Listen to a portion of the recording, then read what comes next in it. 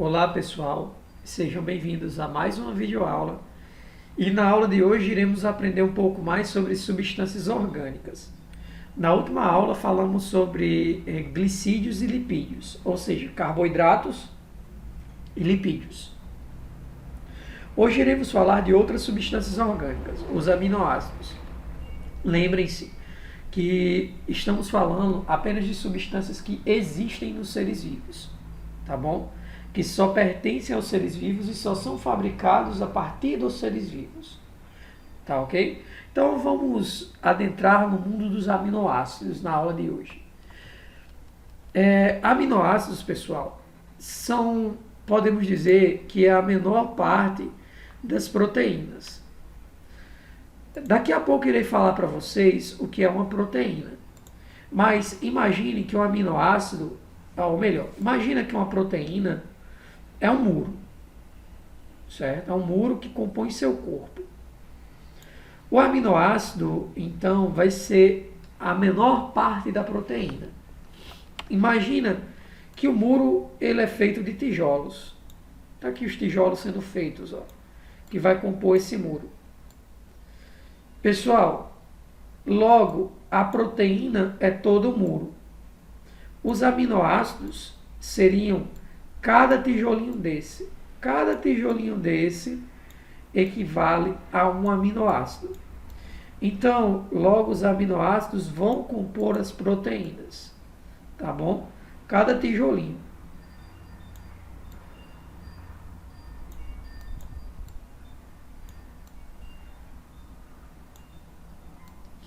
Olha só. Uma coisa importante que vocês devem saber é que a proteína é o muro completo. É esse tecido aqui completo. Isso é a proteína. Os aminoácidos são os tijolos das proteínas. E vamos entender um pouco mais sobre eles. Cada tijolinho desse, que eu estou pegando aqui, ele é constituído de substâncias químicas. E aí a gente vai aprender do que eles são constituídos. Vem para cá agora. Olha só. Imagina que isso daqui é um tijolinho. Tá bom? Então a gente está vendo do que ele é feito. Esse tijolinho do braço direito, no braço direito dele, a gente vai ter, nesse tijolo, a gente vai ter de um lado, desse lado aqui, ó, a gente vai ter o grupo carboxila, tá? Formado por uma molécula de carbono, duas de oxigênio e uma de hidrogênio. Isso é o grupo carboxila. Do outro lado, temos o agrupamento amina, formado então por duas moléculas de hidrogênio, ou melhor, desculpem, formado por uma molécula de nitrogênio e duas de hidrogênio. Isso é o agrupamento amina, como está aqui do lado. Certo? Ligando o agrupamento amina com o agrupamento carboxila, a gente no meio tem um carbono, o carbono alfa central. E em cima nós teremos um hidrogênio. Tá? Então, é como se tivesse um carbono no meio.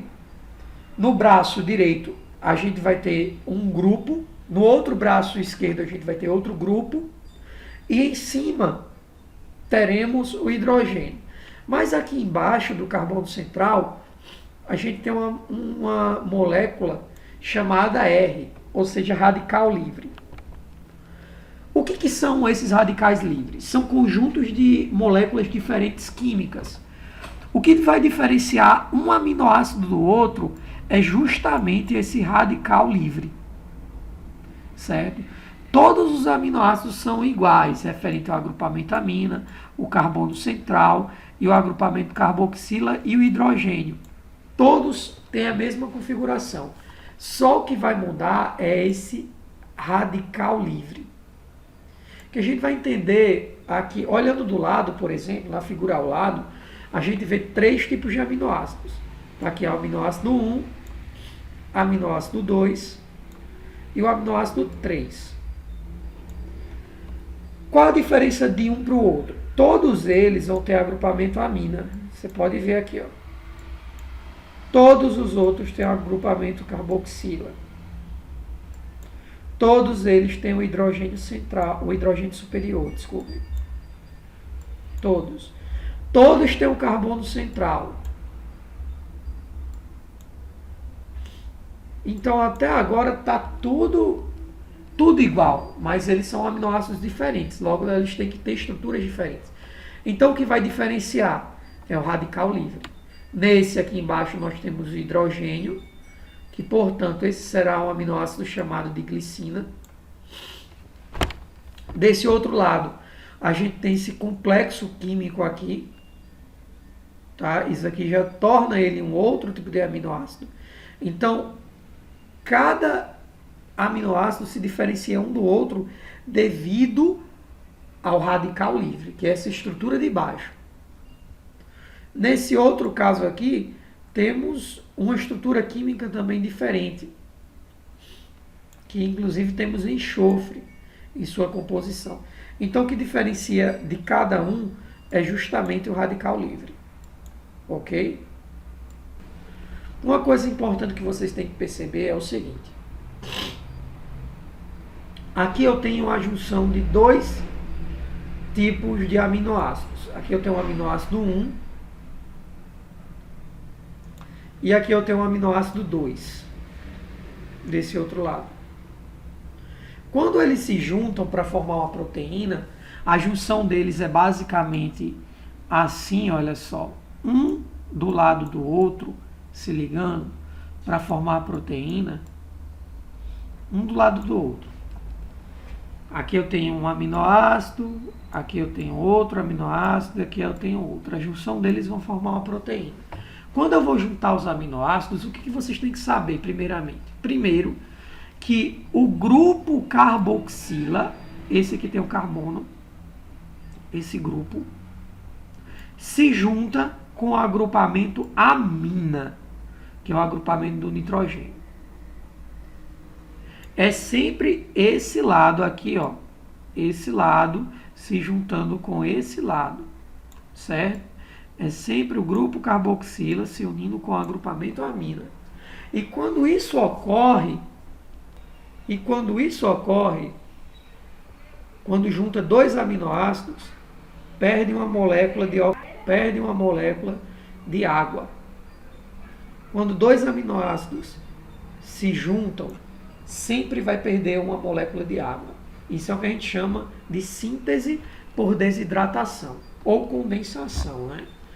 Do jeito que a gente aprendeu como a água interage com as moléculas orgânicas. E aí a gente forma uma cadeia unida aqui, ó, certo? De dois aminoácidos. Aqui já é uma projeção de uma futura proteína, ok? O nome dessa ligação entre o agrupamento amina e o agrupamento carboxila é uma ligação chamada ligação peptídica, tá? É uma ligação das proteínas. Ligação peptídica. Não esqueçam disso. Não tem as ligações de hidrogênio, que é o que a gente chama de ponte de hidrogênio, que é a ligação entre uma molécula de hidrogênio e a molécula de água. Não é o que a gente chama de pontes de hidrogênio? Então, nesse caso aqui, a gente tem uma ligação peptídica, que vai ligar os aminoácidos. É a ligação do agrupamento carboxila com o agrupamento carboxila aqui, ó. Carboxila. Tá? Com o agrupamento amina desse lado.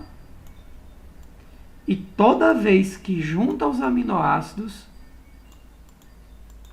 a gente perde uma molécula de água. Nunca esqueçam disso. Olha que interessante. Na natureza, até hoje, foi descobertos 20 aminoácidos. Só existe 20 aminoácidos na natureza. E esses 20, a junção deles e o modo como eles se organizam, formam todas as proteínas que a gente tem no mundo. Desses 20 aminoácidos, no caso do ser humano, ou melhor, no caso dos animais, em geral, só se fabrica 10. A gente só consegue fabricar 10. Esses 10 que a gente fabrica são chamados de aminoácidos não essenciais. Tá bom? Os outros 10 que faltam para a gente compor nossa alimentação são adquiridos através dos vegetais. Somente através dos vegetais. A gente consegue absorver aminoácidos também de alguns animais que comem vegetais, tá bom? Mas só os vegetais que conseguem fabricar os outros 10. Esses outros 10 que nós não fabricamos são chamados de aminoácidos essenciais, porque a gente necessita deles para nossa alimentação, tá? Os vegetais, por sua vez, eles conseguem fabricar quase todos os aminoácidos, eles conseguem fabricar quase todos os 20. São um dos únicos seres que conseguem fazer isso, ok? Então a gente adquire esses aminoácidos essenciais através da alimentação, seja diretamente através de uma dieta rica em vegetais diversos, ou uma dieta de animais, de carne de animais que comem esses vegetais diversos. Ok? Esse BCAA a gente encontra bastante em academia, é um suplemento, ou melhor, em farmácias, em laboratórios de suplementos alimentares, é um tipo de suplemento que ele contém todos os 20 aminoácidos essenciais para o nosso corpo. Então, quem quer fabricar proteína, que faz parte dos nossos músculos, precisa tomar aminoácidos, porque esses aminoácidos vão ser usados para construir proteínas. E o BCAA é um dos tipos de marcas que vem esses aminoácidos, esses suplementos de aminoácidos. Falamos dos aminoácidos e agora chegamos às proteínas, que são o carro-chefe da nossa aula de hoje, tá? As proteínas, elas são as moléculas orgânicas, uma das mais importantes do nosso corpo, não só do nosso corpo, mas para os seres vivos em geral, porque elas têm muitas funções diferentes. Elas não são iguais os lipídios e os carboidratos, que têm funções basicamente estruturais e energéticas. As proteínas vão além disso tudo, tá? Elas nos dão uma diversidade de funções incríveis para os organismos. E é por causa dos aminoácidos que as proteínas são formadas. Por isso que eu tive de falar dos aminoácidos antes de chegar nas proteínas. A primeira coisa que vocês devem saber é a importância das proteínas. Quais são as funções que ela tem para os seres vivos? A primeira função é a função estrutural. As proteínas fazem parte das estruturas do nosso corpo. Por exemplo, existem proteínas dentro das nossas células que elas compõem partes das nossas células, como membranas, tá? As proteínas fazem parte da estrutura do nosso corpo. E como exemplo de uma proteína estrutural, eu digo que elas podem ser contráteis. Olha só, no músculo da gente temos uma proteína chamada, um conjunto de proteínas, na verdade, chamada actina e miosina. As actinas e miosinas, elas compõem o nosso músculo. É por causa dessas proteínas que os nossos músculos eles conseguem se contrair e relaxar também. A miosina é esse conjunto de proteínas que está no meio e as actinas são as proteínas da extremidade. Então, a miosina ela contrai, ela puxa as actinas. A miosina relaxa, as actinas elas são esticadas, tá? Então, a gente tem um conjunto de proteínas que formam o músculo. É por causa dessas proteínas que você consegue contrair seu músculo, consegue mexer a sua boca, um conjunto de contrações, consegue movimentar seu rosto. Um outro conjunto de proteínas, uma outra função das proteínas são as funções de transporte. As proteínas elas transportam substâncias de um lado para outro dentro da célula. Vou dar um exemplo para vocês. Dentro do nosso corpo existe uma proteína hormonal chamada insulina. A insulina é um hormônio derivado de proteínas, ou seja, que vem de proteínas, é um hormônio proteico feito de proteínas, que ele leva a glicose da sua alimentação, esse carboidrato, para dentro das suas células. Ou seja, ela está transportando a glicose da sua alimentação, o carboidrato que você está se alimentando, para dentro de suas células. Isso é extremamente importante. Certo? É um exemplo de proteína de transporte. Um outro exemplo de proteína, de função proteica, é que as proteínas elas podem acelerar as reações do nosso corpo. Por exemplo, se eu pego um alimento como... Vamos imaginar que esse quadrinho que eu estou desenhando aqui é um pedaço de pão. As proteínas, elas aceleram a reação. Por exemplo, o que seria acelerar a reação? Seria quebrar essa substância aqui, essa substância química. Essa substância química, normalmente, ela pode ser quebrada dentro do nosso corpo. Através de atrito, através de muitas outras coisas. Porém, é por causa de umas proteínas especiais que aceleram reações chamadas de enzimas, que essa velocidade de quebra aqui é maximizada, é potencializada. Ou seja, um pedacinho de pão que levaria 3 dias para ser quebrado totalmente dentro do seu corpo, as enzimas fazem que esse pedaço de pão seja quebrado em minutos. Então, há uma aceleração das reações do nosso corpo. São as enzimas. Os catalisadores biológicos. Uma outra função das proteínas são funções imunológicas. As proteínas normalmente costumam proteger nosso corpo. É por causa das proteínas que a gente tem os chamados anticorpos. Hoje a gente está falando muito da nova pandemia de da Covid-19, né? Provocada pelo vírus SARS-CoV-2.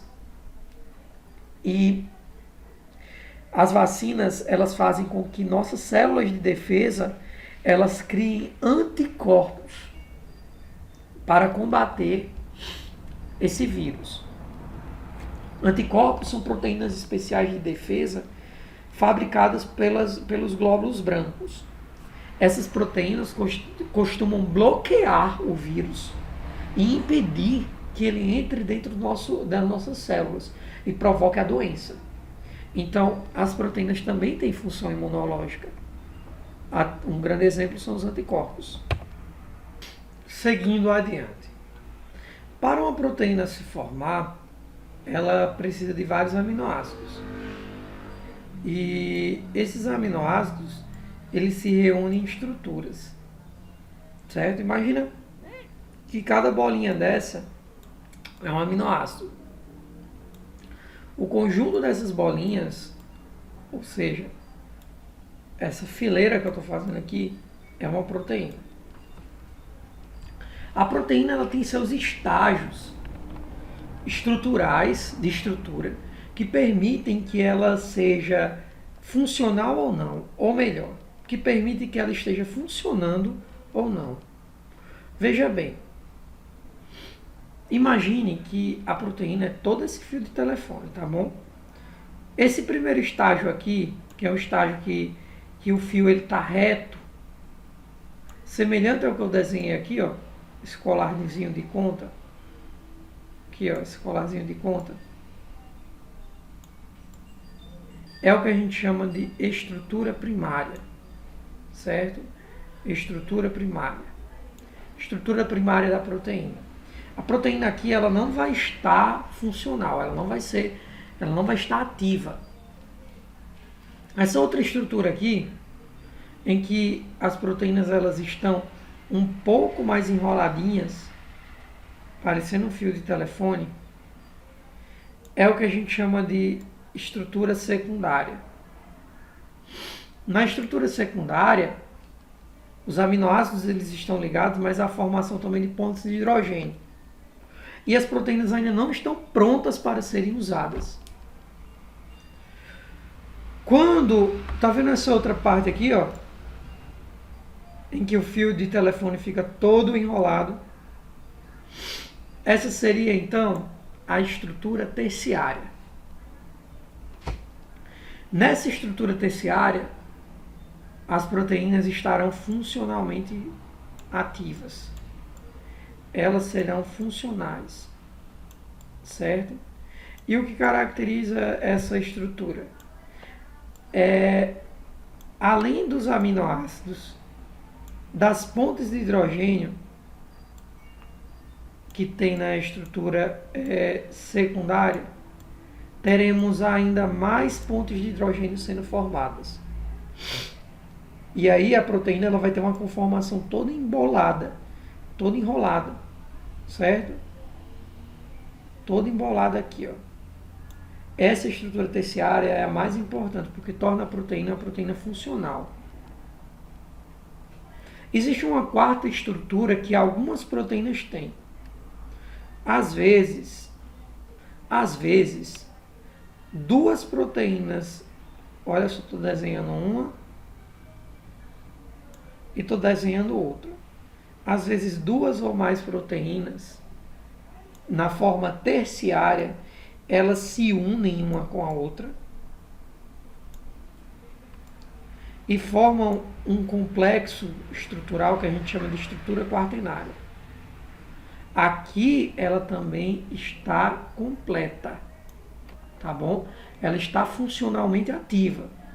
Só que a diferença da terciária para a quaternária é que a terciária é só uma proteína, apenas uma, estando funcional. A quaternária é a junção de mais de uma dessas, tornando ela funcional também. Aqui, por exemplo, a gente tem uma proteína que ela é funcional, ela está na estrutura terciária, está toda enroladinha. Mas temos a proteína dos glóbulos vermelhos, que é a hemoglobina. Ela é uma proteína de estrutura quaternária, porque ela tem várias outras proteínas de estrutura terciária unidas a ela.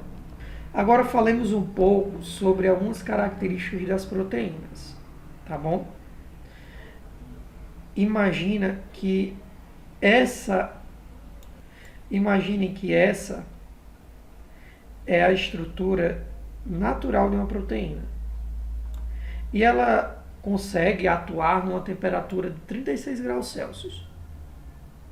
Aumentando ou diminuindo muito essa temperatura, ocorre um processo que ela vai perder sua configuração e vai tornar-se desfuncional. Tá? Esse processo em que ela perde a conformação dela e torna-se desfuncional é o que a gente chama de desnaturação. É um tipo de danificação da proteína. Tá? Aqui pode ver que eu estou aumentando a 55 graus Celsius. Aí ela está começando a perder sua estrutura. Certo? Se ela se desnaturar por completo, se ela for desestruturada por completo, pode ver, acima de 80 graus Celsius, ó, ela perdeu totalmente sua forma. Ela nunca mais vai voltar ao normal. Nunca mais. É o que acontece com o ovo. O ovo que a gente come, deixa eu só mudar a cor da caneta.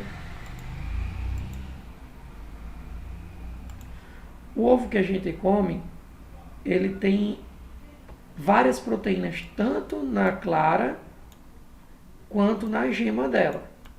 Existem várias proteínas, certo? Tanto na gema quanto na clara. Essas proteínas, elas aguentam a temperatura. Elas precisam de uma temperatura X para sobreviver. Só que se você aumenta muito a temperatura, elas perdem sua estrutura. E aí, ó, elas ficam duras. Nunca mais vão voltar ao normal. Esse processo significa que desnaturou a proteína do ovo. Quando a gente cozinhou ela, as proteínas perderam sua conformação e ficaram duras. Então, para o ovo, ela perdeu sua conformação. Além de temperatura, outras coisas podem fazer com que a proteína ela perca sua conformação. Como, por exemplo, a alteração do pH, transformar um pH ácido ou muito básico, concentração de sais. Se tiver muito sal na estrutura, ela pode perder a sua conformação. E desequilíbrio também na questão polar, né? Na questão elétrica dela. Isso pode fazer com que a questão de íons dentro dela, de elétrons. Isso pode fazer com que as proteínas elas percam suas configurações. Agora você imagine o seguinte cenário. Imagine que dentro do seu corpo existem várias proteínas, como esse ovo aqui, certo? Só que aí você começa a ter uma febre muito alta. O que vai acontecer com as proteínas do seu corpo se você tiver uma febre muito alta? Elas vão se desnaturar. E desnaturando, provavelmente, elas nunca mais voltem ao normal.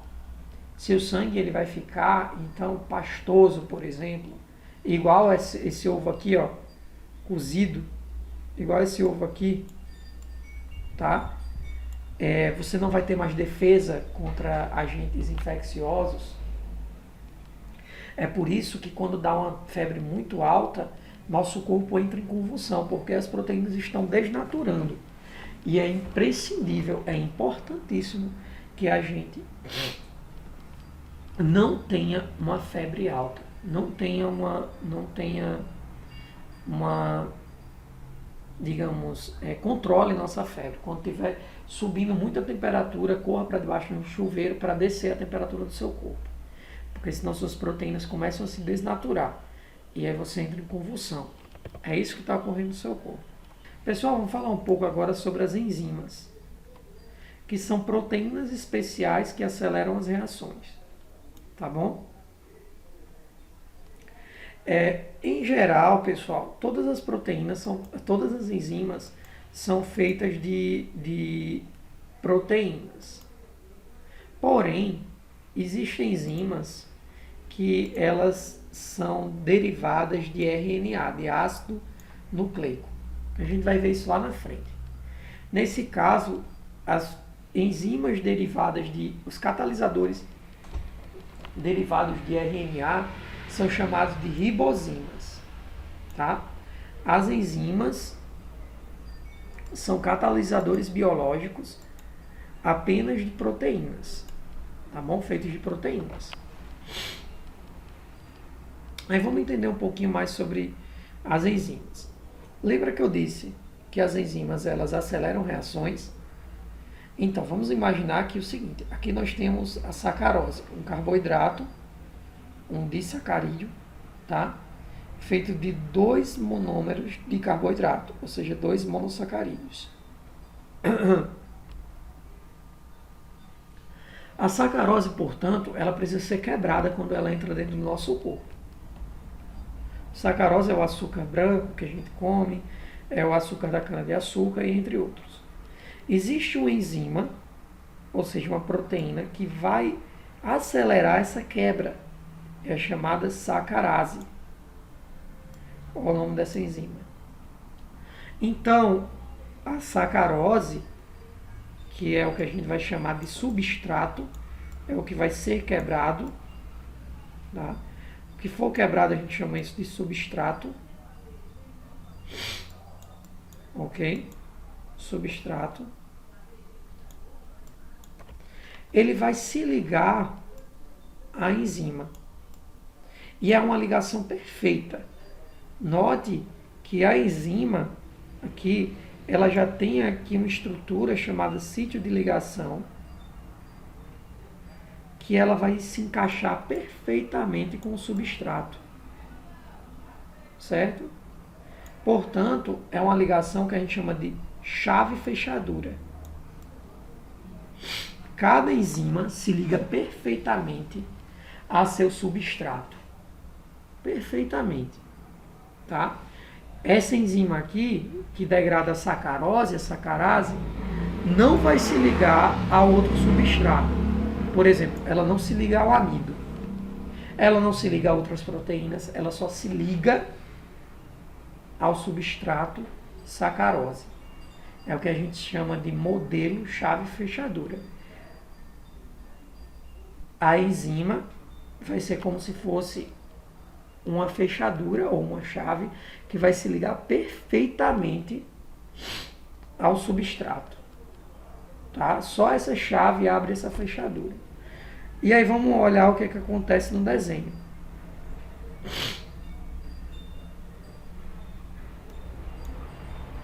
Olha só. Quando se liga a sacarose, que está aqui em azul, o que vai acontecer agora? Ocorre a quebra da sacarose. Essa enzima ela quebra a sacarose. E aí temos duas moléculas diferentes, uma glicose e outra frutose. Tá? Então, vai ter outra enzima que vai quebrar essa glicose. Vai ter outra enzima que vai quebrar essa frutose.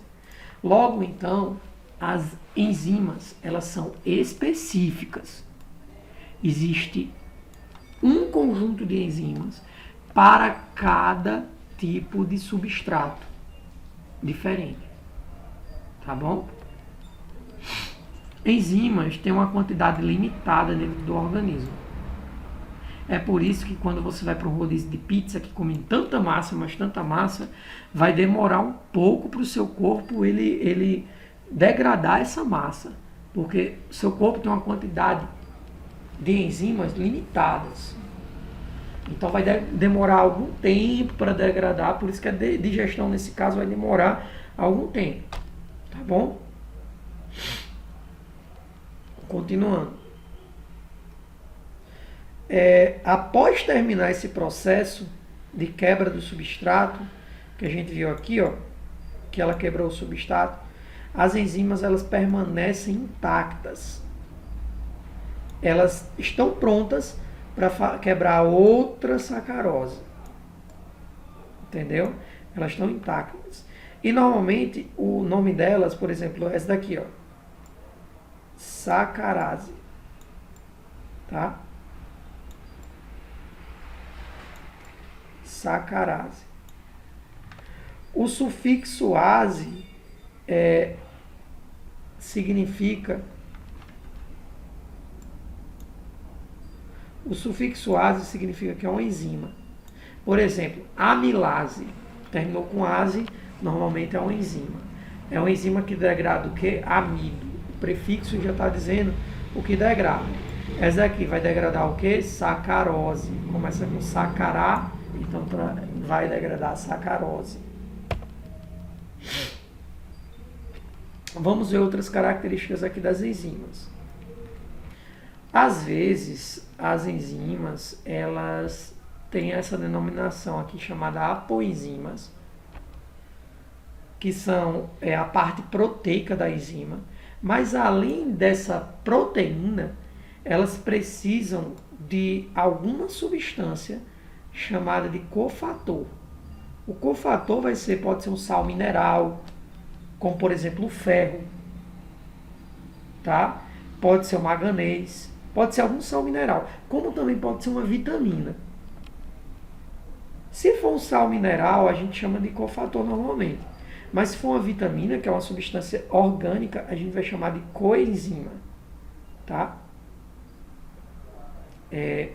A junção da proteína normal, que fabrica a enzima, mais o cofator, forma que a gente chama de holoenzima. Holo vem de completo. É uma enzima completa. É a fase ativa dela. Por isso que muitas vezes, para a defesa do nosso corpo, a gente precisa de alguns sais minerais, uma dieta bem variada. Porque esses sais minerais, eles vão compor essas enzimas que muitas vezes vão defender nosso corpo. Tá bom? Vão manter nosso metabolismo ativo. Ok? E é importante que vocês saibam que uma enzima, como é uma proteína, então ela atua em temperaturas ótimas, em pHs ótimos, e o excesso dessa temperatura pode danificar, desnaturar essas enzimas. Vamos ver aqui, ó. Existem duas enzimas aqui, tá bom? Eu vou numerar aqui. Aqui é a 1 e aqui é a enzima 2. Segundo esse gráfico, a enzima 1, ela funciona bem Em que temperatura a enzima 1? Aí a gente vai ver aqui, ó. Segundo o gráfico, a enzima 1 funciona mais ou menos, ó o pico aqui é a velocidade de reação. A velocidade que ela está reagindo muito bem. Então, ela funciona muito bem numa temperatura mais ou menos de 37 graus Celsius. Já essa outra enzima, ela funciona muito bem, ó, numa temperatura de 80 graus Celsius. Passou de 80, ela começa a se desnaturar e deixa de funcionar. Passou de 37, chegando a mais de 40, começa a desnaturar e vai deixar de funcionar. Vamos ver agora para pH. Temos a enzima 1 e a enzima 2. Na enzima 1, a gente tem um pH extremamente ácido. Um pH em torno de 2, que é onde ela vai funcionar muito bem. Na enzima 2, ela tem um pH extremamente básico, em torno de 8. É aqui que ela vai funcionar bem. Chegou o pH de 4, ela deixa de funcionar. Passou o pH de 2, ela também deixa de funcionar. Tá bom? Olha só, se você não fabrica enzima que degrada o glúten é um tipo de proteína de trigo, de alguns vegetais. De trigo, vem no pão, vem no macarrão.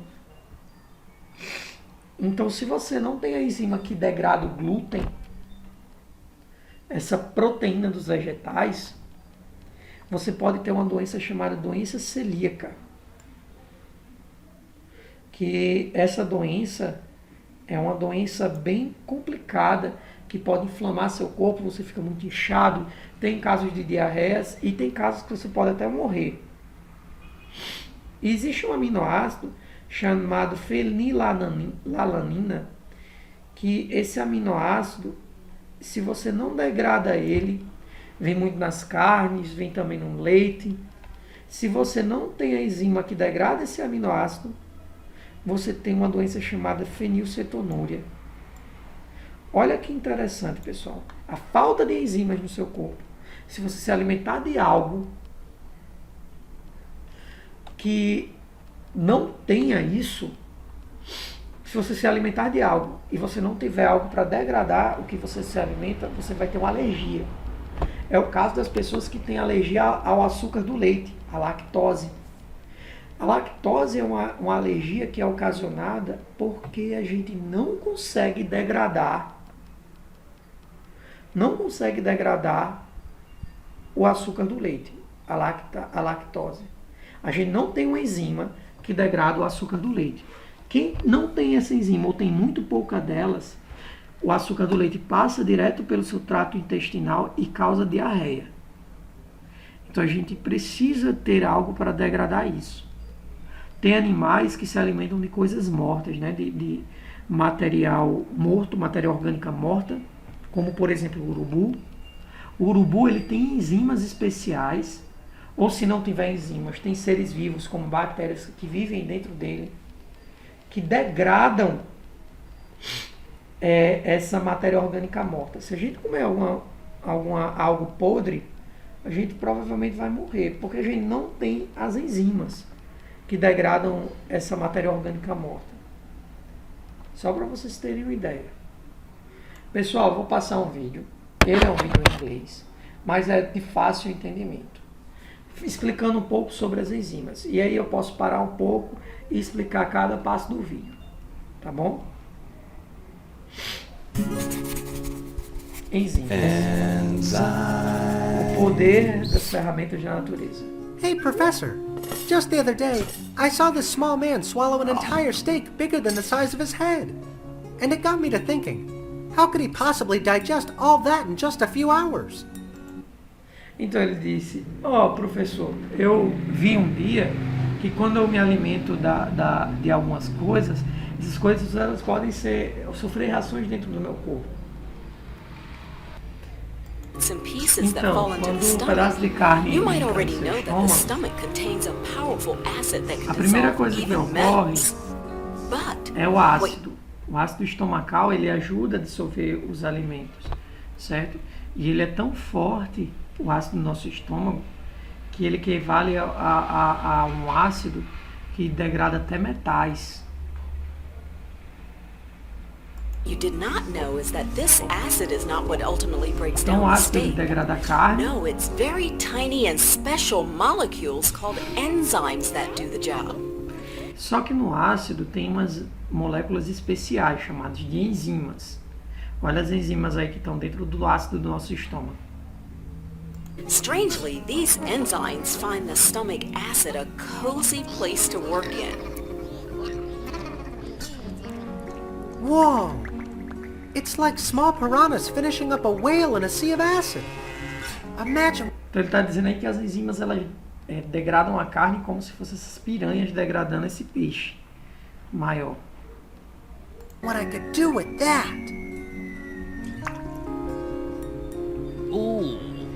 Sopa de cabeça de peixe da mamãe. Aí bota um pouco de ácido, das enzimas.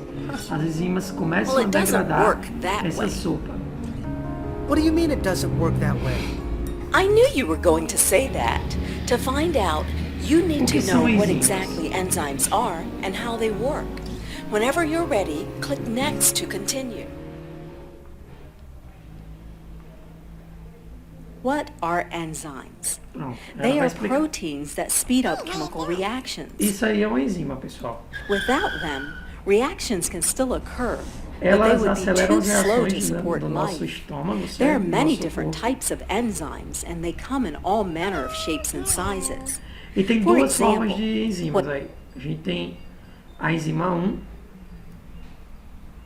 e a enzima 2. What you call the piranha enzyme is actually pepsin. It is only found in the stomach and digests proteins. In your mouth there is amylase, A which enzima breaks down 2 starch. A enzima 1 degrada as proteínas do estômago e Your essa enzima cells 2 alone are degrada as hundreds of proteínas que tem na enzymes boca. that Ou control melhor, your cell activity and defend them Substâncias from que vêm da invasions boca. by microbes like bacteria and viruses. Though enzymes can appear very different, they all share a few characteristics. essa informação aqui é importante, olha só. As enzimas elas compartilham um pouco de características em comum, certo? Mas em geral, por mais que a forma das enzimas elas sejam diferentes uma da outra, como a gente viu, elas compartilham algumas características em comuns. Vamos ver cada uma. Share a few characteristics in common. Let's now take a look at Vamos lá, what these vamos are. ver aqui. Que cada uma compartilha em comum. Number one, each enzyme Número- has an active site. Número 1. This is the groove in the enzyme. Cada enzima ela tem um sítio de ligação. Tá vendo essa região aqui? É aqui que vai se ligar o substrato, tá? Aquilo que eu falei de modelo chave fechador. Molecules they act on, called substrates, are captured and made to Ó, undergo a reaction. vai- The e substrates assim are vai either quebrar broken esse apart substrato. or combined together to form products. Toda enzima tem For isso. instance, starch found in the bread that you eat is digested to form No simple caso dessa sugars enzima- called glucose that is then absorbed into the body. Glucose is used up as energy, but when there's too much of it, special enzymes combine the glucose molecules together to form a giant molecule called glycogen, which is then Então, aqui ele está dizendo que se quebra aquele amido do pão para virar duas moléculas de glicose. E a glicose ela se une para virar essa supermolécula aqui, ó, de glicogênio, que vai ser armazenado no fígado ou no músculo. O glicogênio, gente, é a reserva de energia dos animais, não esqueçam, é um carboidrato. stored away in the liver and muscles for later use. Number two, enzymes are very Outra característica specific. que as enzimas são Each comum, elas são muito específicas. Só voltando, o segundo ponto é que as enzimas são muito específicas. O que isso significa? Vamos ver o vídeo que eu vou explicando. type of substrate. Vamos lá. Let's look at the case of lipase enzyme, which breaks down fats. Essa é uma like enzima que vai glucose and degradar a proteins gordura. cannot Então, fit into a the active site glicose of não serve lipase. para ela, Only uma proteína fat não cells serve para can bind to ela, the active mas a site gordura because they have serve, the right elas são shape. específicas. This ability to Cada act on enzima just degrada fat um cells is substrato very important específico, for lipase. certo? Lipase converts No fats caso, into essa energy. degrada Now gordura, imagine what would happen tá if bom? lipase A can gordura vai also virar energia convert que vai ser proteins usada no into nosso cérebro, neurochemicals for the brain to function beleza? well. If you no longer need the extra energy from your storage of fats, lipase will be deactivated. But this means that lipase can no longer produce precious neurochemicals for your brain. In other words, Se não when you tiver stop energia, burning nosso cérebro fats, não you funciona end up damaging your brain. e aí To a prevent gente such morre, né? freakish scenarios from happening in our body, enzymes must only act on one type of molecule. Number 3, enzymes are recycled. Enzymes are not Ó, terceira coisa em comum das enzimas. As enzimas são recicladas, certo? altered by the reactions they speed up. Immediately Toda after they vez que ela finish one devora reaction, they can act on a new substrate. ela This pode way, ser only a small reutilizada amount of enzyme pra is needed to speed up thousands comer of outro reactions. substrato. Tá bom? Basicamente isso, gente. Isso é uma maneira animada de vocês aprenderem o que são as enzimas e como elas funcionam. E é semelhante do que eu ensinei aqui, tá bom? É um complemento do que eu ensinei. Então até a próxima aula, e na próxima aula a gente encerra o conteúdo de bioquímica, tá bom? Um abraço e até a próxima.